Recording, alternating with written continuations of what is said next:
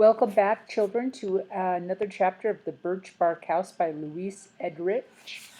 And yesterday we read about a visitor. It seems like it was a very unwelcome visitor who came to visit one night when they were having a village dance and celebration. Unfortunately, the visitor was sick with smallpox, and he died in the village, and then many of the people within the village also contracted this smallpox and died as well. So in those days, Native Americans had never been exposed to any of this type of disease. There was no medicine for it. So it was very devastating for them. But little Omakayas has survived. Unfortunately, her little brother passed away, Niwu, and Angeline's best friend, Ten Snow. So there is a lot of sadness. Now, today's chapter is called Hunger. So I'm not sure it's going to be any better. Let us read to find out what happens next. Death, the visitor, has stayed long that year and taken many, many of the natives with them to the next world. Those left behind had the task of going on with life, even after as the hardest snow fell, the bitter cold deepened, the game hid, and the fish sank deeper into the lake. Now, as Omakayas began to gain a little strength, she wished heartily to eat and craved any sort of food at all. But there was only enough cornmeal in the morning for a few mouthfuls of mush, only enough wild rice for a handful each during the day. The family scrounged a potato, sometimes a bit of bannock. No meat once the fish and dried venison from the meat cache were gone. Okomayas was strong enough to bring in wood, though she trembled as she walked. Mamma improved slowly, too. At least she got stronger physically. Her face remained unchanging and sad, and her eyes remained haunted by the sorrow of her baby's loss. Father was recovering so slowly that he didn't have the strength to hunt. Though he tried to fish, he hadn't much luck and could not stand the cold for long. He had to bury himself against the year's furs. The family ran up a bill at the trader's, bought expensive salt pork. One day he notched his counting stick and spoke to Omakayas. The trader will have all of next year's furs by the time winter is finished, he said, unless some game throws itself at us, or unless I can get him another way. His eyes flashed, and the shadow of a grin twisted on his face. The intrigue of the old father that she knew, who had not been sick. Bring me the chess game, he said to Omakayas. She knew just where it was, that precious set that had belonged to father's grandfather, the man who had taught him how to play chess. The chess set was always kept in its own blanket, hidden in a corner of the room with the medicine bags and father's ceremonial clothes. Wrapped in red cloth, it was considered something very special. Every few days father took it out to play games and to try to teach strategies to others. Carefully now, Omakayas bore it in her arms to her father. He took the chess set and there before the fire arranged the pieces in their special order. The pieces were hand-carved of maple, finely grained. The queen wore a small pointed hat. Omakayas liked the horse, its neck curved and strong. The pawns were like little round-headed people.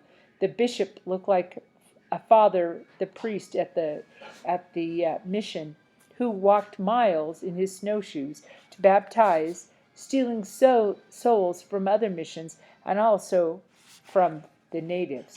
The little towers at the ends of those that moved so honestly and directly were Omakayas' favorite. The two began to play. Father usually beat her in short time, but today she managed, through desperate measures, to think far ahead enough to draw the game out to a phenomenal length. Father said approvingly. Good job, my girl. Maybe you should be the one to play the traitor. Father's compliments were so rare that when he gave them to Omakayas at first, they didn't absorb what she'd heard. It took until later, lying curled up in her blanket for the warmth, that his approval gave her to sink into place around her heart, warming her as she fell into a good sleep. The next day father took the chessboard and headed to the trader's to play for supplies. He did not allow his family to come and watch him, for those who gathered were often rough, lay-around drinkers, wintering voyagers who idled their time with gambling and traders' rum. Fishtail and Lepure were there, however, and it was from Lepure's daughter Twilight that the girls heard the details of what happened. Now, as Twilight told it, father had walked in humbly, played poorly at first, causing the trader to raise the stakes. Then father dragged the game out awkwardly until the trader thought he was unbeatable. He was sure that he was going to win and felt confident enough to agree to cancel part of father's debt.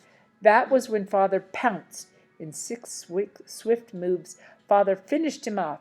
Father's triumph resulted in a small square of salt pork, a bit of flour, and some dried apples, and a bladder of fish oil. The last item none of the children were happy to see, the fish oil. Dosed every morning with that awful stuff, they were sure to stay healthy for now. But the price was high. Drinking the oil down gagged poor Omachias. Tears came to her eyes. More than once she wished that her father was not quite so good at winning those chess games. Now old Tallow was sitting by the fire, cleaning and oiling each part of her ancient, frail gun. She usually had more luck with her sharp lance, but claimed that out of hunger her arms were weakening, and her aim with that razor-keen instrument was off. Even her snares, set so cleverly just where a rabbit usually wanted to go and needed to hop, yielded almost none of them. Rabbits were suddenly dying from a rabbit disease that seemed to eat up their insides. Old Tallow split a poor little rabbit and opened its skinny body to show that the creature was mush inside, a bloody pudding as the result of the disease. "Ah, probably sickness brought by the white men, too," she growled. And since the death of the baby she refused to attempt to speak to anyone who was not a native. The traders got her cold eye. The missionaries her hard glare. The few of the white visitors who chanced onto the island received from Otallo no welcome at all. She blamed them for their disease. She blamed them for the poor quality of the game and the scarcity of food. Naturally, when so many animals were hunted for sale to white traders for fur, there would be fewer left to eat for their survival. The only thing wrong with their lives that she could not blame on the white man was the weather, though she tried to blame that on them as well. Their loud voices scare off the sun. The sun is afraid of those hairy faces. "If the sun is not afraid of your face," said father, "I'm sure that no white man could make it hide." "Ah, you are a mixed blood," jeered old Tallow, pleased to be in a mock of exchange of insults with father. "Am I speaking to the white half or to the native half?" she said. "Go ahead, cut my arm," offered father.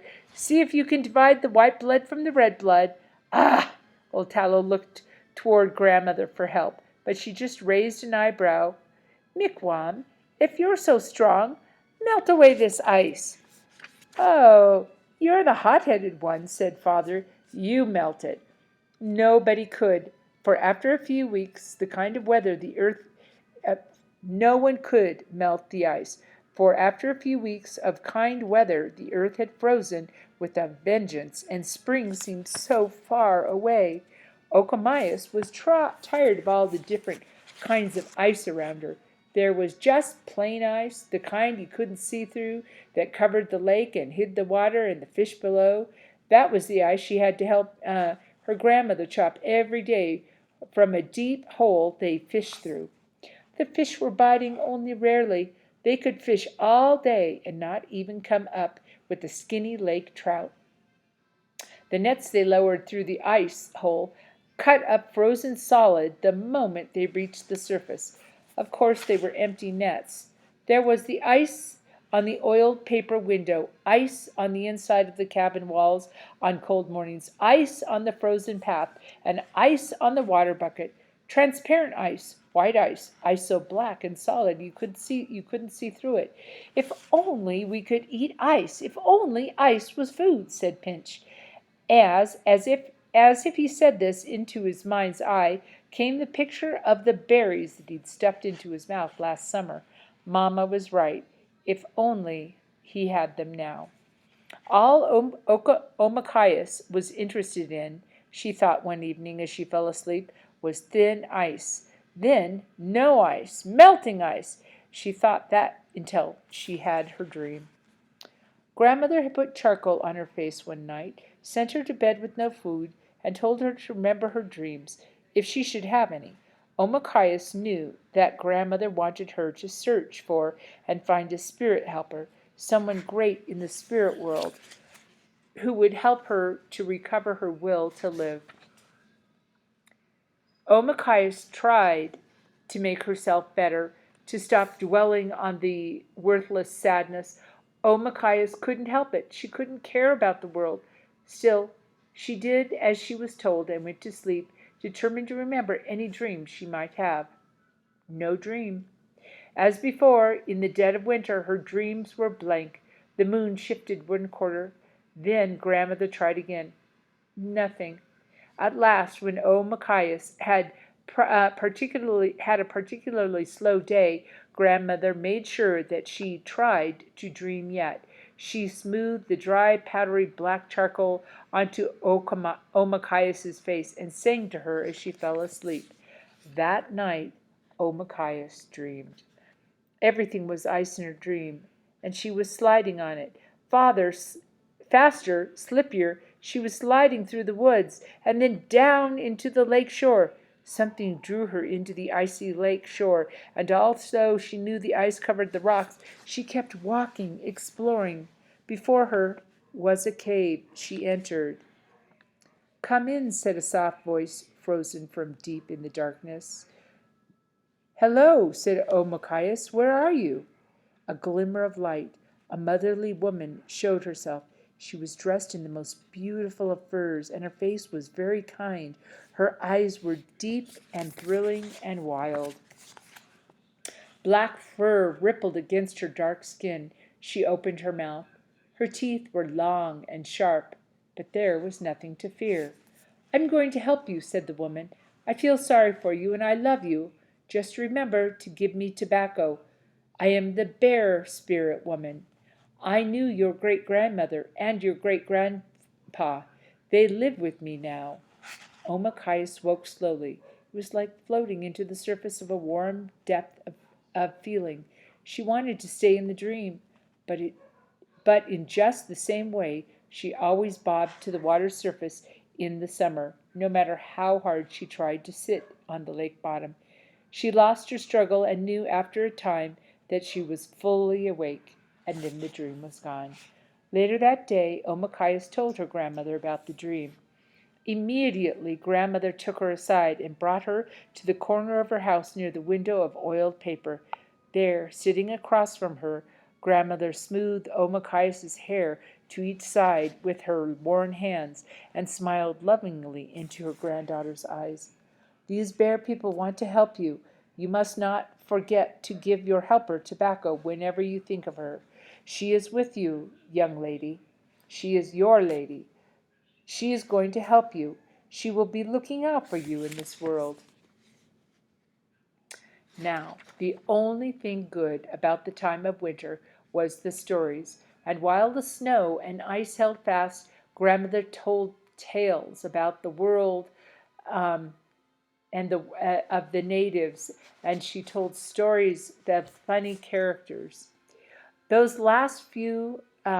last stories that she told of the comical teacher were the favorite of the girls, maybe because she so often felt small and helpless. Omachias thought long about one particular tale that grandmother told. She loved to hear it when the flames jumped and uh, she she loved to hear it when the flames jumped and the frozen world outside the small cabin was dark. One night she asked her grandmother to tell it again. Grandmother, very soon the ice will break and the lake will start moving. The animals will stir and the frogs will wake up. I know there will be more story. There will be no more stories until next winter. So please, please, the diving muskrat one, tell that one now. Grandmother nodded, pleased with Omakayas that she had asked for this story, for it was an important story. It was a teaching story. And while her fingers swiftly flew at her quill work, she told the story of how the earth began.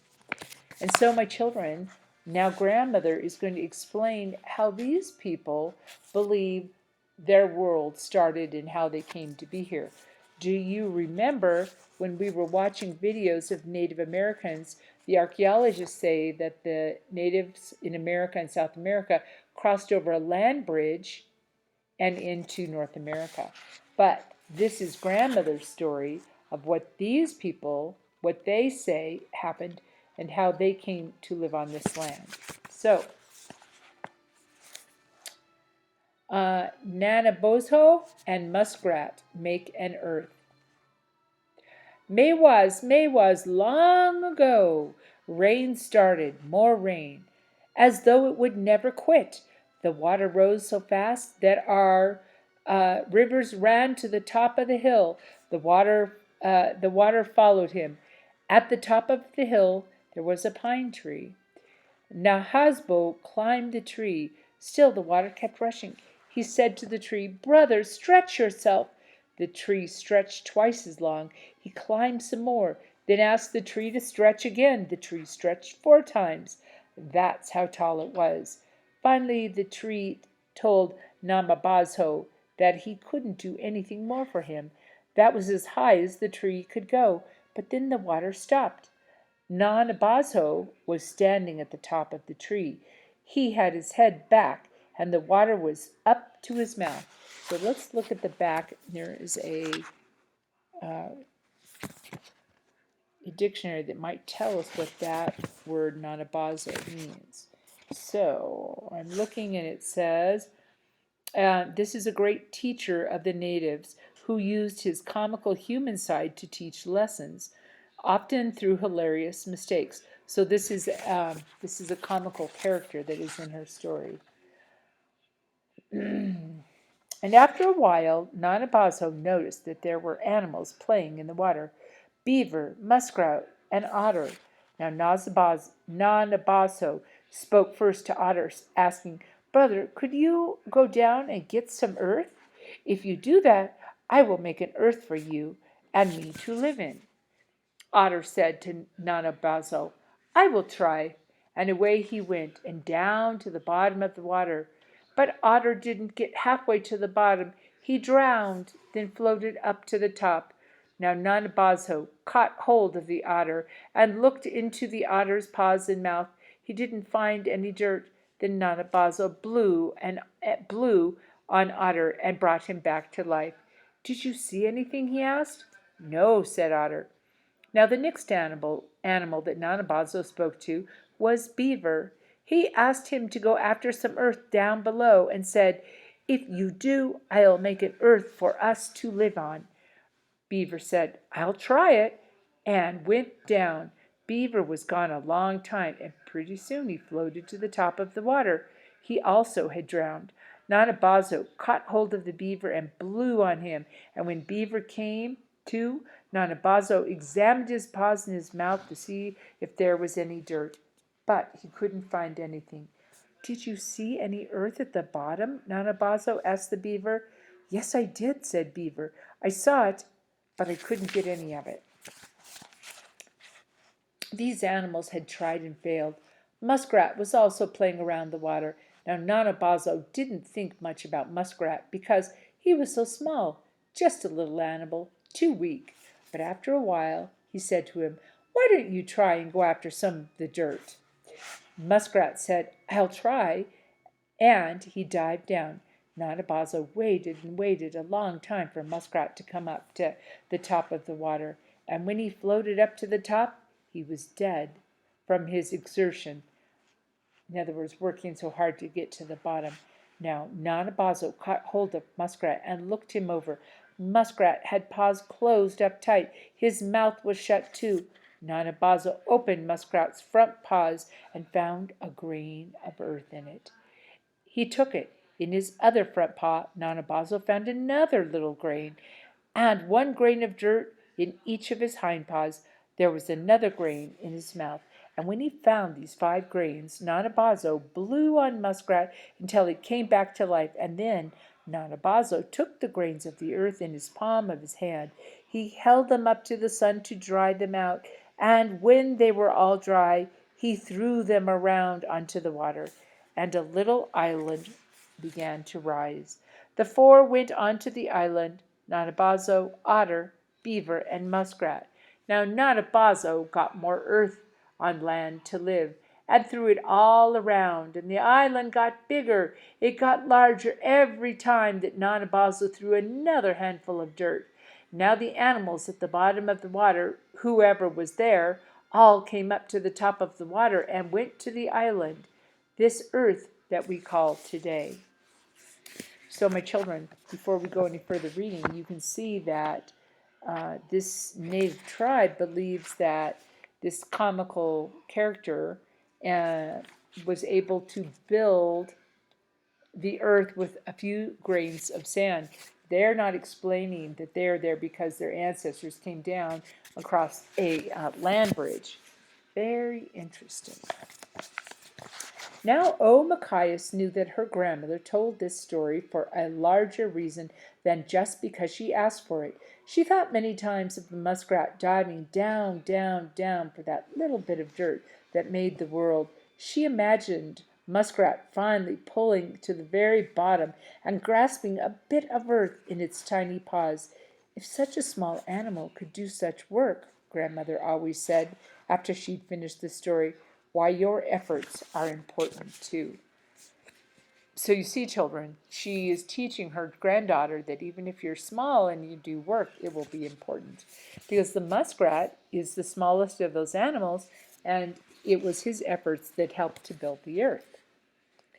And so, as if he had understood Grandma's story, the crow made his own effort. Her crow hunted mice these lean days with more savage intentions than when merely keeping them away from his family of humans. He hunted for survival. The bird eagerly awaited any mouse who dared to enter the house. Hungrily, the crow dropped and struck hard, killing the little animal and quickly eating it. Now the crow had hunted in the woods for seeds and nuts, and that were stored by the squirrels. That winter, the crow found a little hollow in a tree next to the cabin. Some squirrel had filled the hollow with acorn seeds and hazelnuts, enough to feed the family for a day or two. "Oh," said Mamma, her hands full one morning, "look what a good bird that is that found this for us." The crow was looking at the food cache as though he wasn't quite sure he'd meant to share it, but Mamma was pleased. She scattered a big load of acorns on the fireplace hearth and looked at them with satisfaction before she began to break up the little shells with her smoothest pounding rock. She shelled the acorns, ground them fine, roasted them with a bit of cornmeal, and that night the family had sweet acorn cakes. And from the last cone of maple sugar, she made a taste of syrup for all of them, and that night at least they went to sleep with a comfortable warmth in their stomachs. All of them, before sleeping, thanked the crow, who, though he usually slept outside, was invited in that night. He sat above the fire on the thick twig perch that Father had fastened between the stones. The crow preened his feathers, very glad to be so warm, and bobbed his sleek head and blinked his brilliant eyes.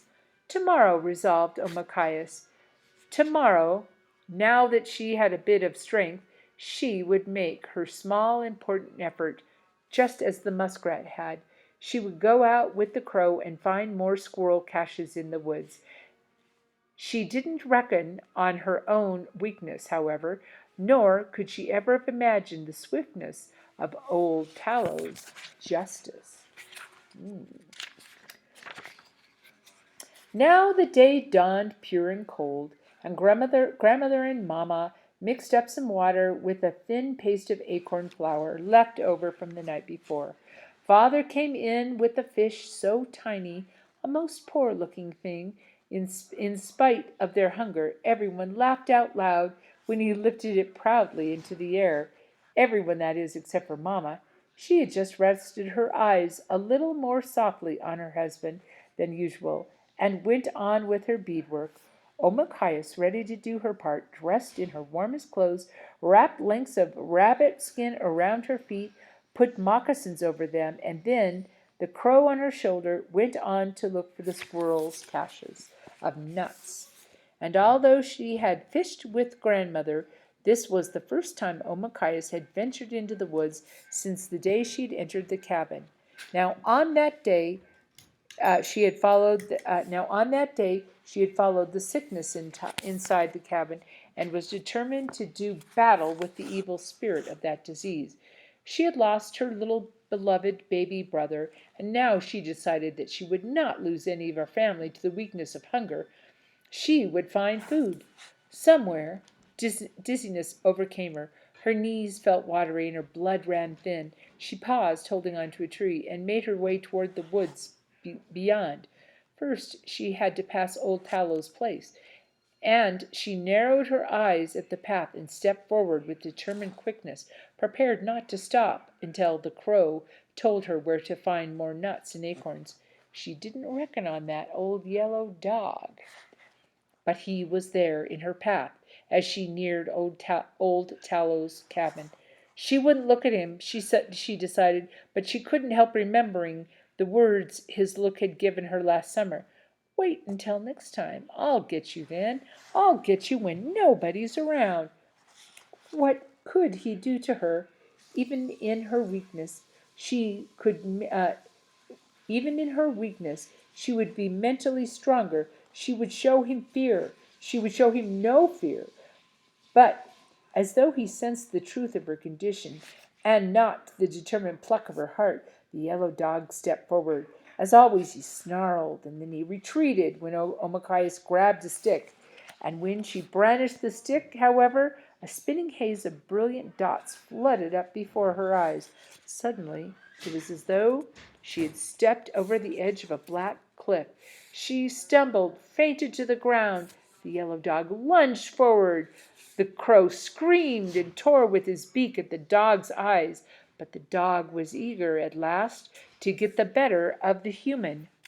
And as the clumsiest as the sorry guys, as the clumsiest hunting dog of old Tallow's pack, he needed to stand tall over something, even if only a sick girl. Machias groped for her stick, but suddenly the yellow dog had it in his teeth, and he growled, worried the stick as though he had caught a gopher, then dropped it with an eager bite, and tore into the blanket that fell from her arm. With a vicious lunge, he bit Machias above the wrist and jumped back, eyes blazing with cowardly triumph. Machias tried to yell, but her voice stuck in her throat. It was just a squeak. She felt a rushing blackness overwhelm her again, tried to throw herself towards him, tried to growl back and challenge the dog. With the excitement, though, the dog realized that he had her at his mercy at last. He jumped forward again, and this time he fell upon her leg and he bit deep. Omakayas heard the loud scream, her own scream, and pain blotted her sight. And then she swirled into darkness. She woke a moment later in old Tallow's arms. What happened? Nearby, the yellow dog cringed and tried to slink away from old Tallow's glare. Seeing that Omakayas was all right, old Tallow carefully put the girl down, and with a swift, bear-like swipe, she grabbed the dog and held him by his scruff of the neck with one hand. He whimpered and snarled at Omakayas as though to say, "She made me do it! She made me do it!" Old Tallow shook her head sadly and lifted her axe. Ignoring Omakayas, who panted weakly in the snowy ground, old Tallow spoke to her dog as she would to a human. Sadly and firmly holding the dog by the neck, she told the dog what he had done. "Didn't I warn you? Didn't I say to you? Didn't I tell you many times that you must never hurt this one? Yes, yes, you look at me now with pleading eyes, but I spared you many times before. Each time I spared your life. I always told you what would happen if you were so foolish again. And now, my foolish friend, you must die." And with that, old Tallow brought the bluntest end of her axe down on the yellow dog's head, and he crumpled to the ground. "Ah, Auntie, my auntie!" The yellow dog had hated her, perhaps even meant to kill her, but Omakayas hadn't counted on such a cruel and sudden end to the dog's cowardly life. Old Tallow's justice was harsh. Her sentence was carried out in an instant, but that didn't mean that her heart was hard or that she didn't mourn for her friend. It just meant that Omakayas was more important than that dog. The last that Omakayas saw of the yellow dog, he was bundled in old Tallow's arms. The strong old woman was walking away, and in her big step was the sadness of parting with an old but dangerously foolish friend. Omakayas got slowly to her feet, wobbled forward, and knew that she would have to return to the cabin. She still wasn't strong enough to hunt for food. With the crow's encouragement, she made it all the way back to the door and fell through, her vision darkening. Her stomach creaked so empty that it struck to the back of her body. She needed Grandma's help to dress the bites that throbbed and stung. They must have food. They must have food. Soon they must eat, she knew, or they would all lie in the ground with the two that had gone before them. It was the great buck, One Horn, who saved them, who gave them his life. Grandma woke 2 mornings later and called Father to her side to talk, for she was so weak from hunger that she could only sit wrapped in her blanket by the fire. "I dreamed last night, and now you must do everything just as I say." Father listened intently. "Take the small path to the north that leads past the fish camp," said Grandma, gesturing slowly. She squinted with her eyes, looked deeper into her dream, nodded slowly. "Now when you come to the tallest of the trees, go toward the lake, then around the rocks and back into the trees, and there the buck will be waiting for you." Father knew when Grandmother dreamed, especially in this extremity, that it was a true dream and must be followed exactly. First, however, he prepared himself carefully to meet the animal's spirit. He washed, put on his best clothing, new moccasins, and had Mamma comb and braid his hair. He cleaned and oiled his new gun and prepared it with extra care, and then he went immediately out and followed Grandma's directions exactly, and just as she said, in the clearing past the rocks and back in the trees was One Horn, waiting. The great buck stood still in the calm light. Father lifted his gun, breathed his hopes, then thanks. One shot. The shot went true. One Horn died easily and right away. Father gave tobacco to the deer's spirit and thanked him, and brought back as much as he could carry, then buried the rest of the deer in the snow. Returning, he gave the venison to his starving family, and to Tallow, who shared it out to Auntie Muskrat, and to Lepore, hungry children, and some to Fishtail. That night, as Omakayas ate the stew of venison that Mamma cooked, she felt herself grow stronger with each bite. She remembered the day that she and Angeline stood before the beauty of One Horn. They had looked on him, amazed, and he did not run away. Had he known at that time that they would need his very existence? Again, Omakayas remembered the proud, soft radiance of his brown eyes. She closed her eyes and saw One Horn, feasted, honored, and decorated with her grandmother's finest beadwork. Opening her eyes again, she thanked the animals for saving her life, and then, just as she finished thinking this solemn thought, Pinch, whose belly was full, backed up too close to the hearth and set the seat of his pants on fire. Oh my gosh! Mama! He jumped away, the little flame shooting from his rear end. In sudden inspiration, he sat down directly in the water bucket. Everyone looked at him, at first in shock, and then, once he was seen to have suffered no harm, it was Mamma, first of all, who started to laugh. And Pinch laughed too, laughed so hard that he wedged his behind farther into the bucket and could not get out. They laughed and laughed harder and harder. Ever after that terrible winter, as though he understood from then on how important it was to be funny, Pinch gave laughter to them all. He became a joker, a trick player, and joked on himself as well as others. Perhaps it was the first saving laugh, the best thing any of them had heard since before the death of the baby and Ten Snow, that made him proud.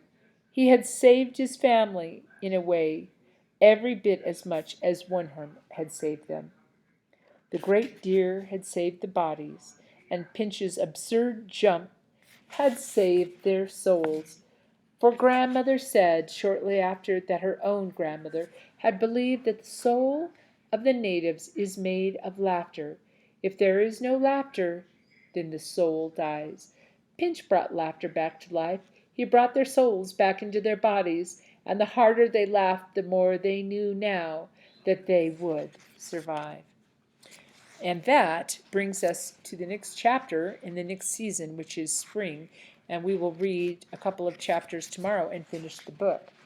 So, as we read this story, beautiful children, first they're struck by this horrible disease, and then they are starving.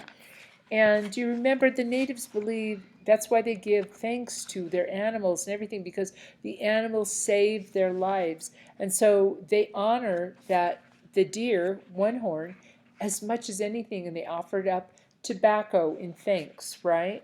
And then they had eaten, they were physically full, but their souls were still broken and hurt from the death of those that they loved. And Pinch became the one that saved the family's soul, because he sat and his tush got caught on fire and he ended up sitting in a pail of water, and everyone laughed so hard that it reminded them that there is joy in life and that life is worth living. And so, my dear children, you must know that every day when I ask you what's one joyful thing or one thing that made you smile, it's very important to do this, right? To see the goodness of life and to know that there will always be something, that we are alive, we are going forward, life is going to be good, and we must find the goodness and the joy in it. All right, so that is all for today, and tomorrow we will read the last two chapters. Have a wonderful day, my sweet children.